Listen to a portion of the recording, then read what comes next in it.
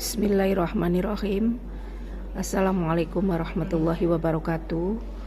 Pada kesempatan ini saya akan menyampaikan rencana pelaksanaan pembelajaran mata pelajaran Bahasa Indonesia kelas 12 semester ganjil. Tema materi adalah cerita sejarah. Tujuan pembelajaran cerita sejarah adalah melalui pendekatan saintifik dan model pembelajaran discovery, peserta didik dapat mengamalkan sikap spiritual, sosial dalam mengidentifikasi informasi yang mencangkup orientasi rangkaian kegiatan yang saling berkaitan. Dalam cerita sejarah lisan atau tulisan, serta mampu menganalisis kebahasaan cerita atau novel sejarah. Selain itu, peserta didik juga dapat mengkonstruksi nilai-nilai cerita sejarah dan mampu menulis cerita sejarah pribadi dengan memperhatikan kebahasaan. Proses pembelajaran pertama adalah pendahuluan, di mana pendahuluan ini menyampaikan apersepsi, yaitu mengkaitkan materi atau tema pembelajaran sebelumnya dan menghubungkan dengan materi yang akan dipelajari.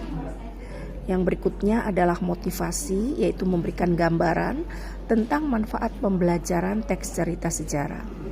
Sedangkan kegiatan inti adalah mengidentifikasi struktur cerita sejarah, lalu yang kedua adalah meringkas cerita sejarah berdasarkan struktur, lalu yang ketiganya adalah mempresentasikan ringkasan cerita sejarah yang dibuat dan menanggapi ringkasan cerita sejarah yang telah dibuat.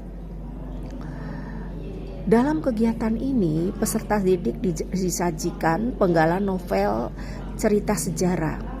Kemudian, para siswa diharapkan dapat mengidentifikasi struktur cerita sejarah yang menyangkut pengenalan, terjadinya peristiwa, muncul konflik mengalami puncak atau klimaks, lalu mengalami penurunan, dan koda. Koda ini adalah pengertiannya penyelesaian masalah. Setelah siswa mengidentifikasi hal-hal yang ada kaitannya dengan cerita sejarah, khususnya adalah sistematika atau struktur cerita sejarah, maka para siswa membuat ringkasan cerita sejarah yang dibuat, sehingga siswa nanti dapat menyusun kembali dari ringkasan yang telah dibuat itu dengan menggunakan bahasa sendiri. Setelah kegiatan selesai, maka siswa mengumpulkan tugas yang harus diserahkan kepada guru untuk dinilai. Setelah itu, melangkah kegiatan berikutnya, yaitu kegiatan penutup. Kegiatan penutup yaitu merefleksi tentang proses dan hasil belajar. Dan berikutnya adalah proses penilaian. Penilaian yang kami lakukan atau yang saya lakukan adalah dengan menilai apa yang sudah dibuat oleh siswa, kemudian menganalisis hasil pekerjaan siswa sesuai dengan konsep-konsep dari materi tentang teks cerita sejarah. Selain dari penilaian kognitif, juga siswa dinilai dari sisi keterampilan.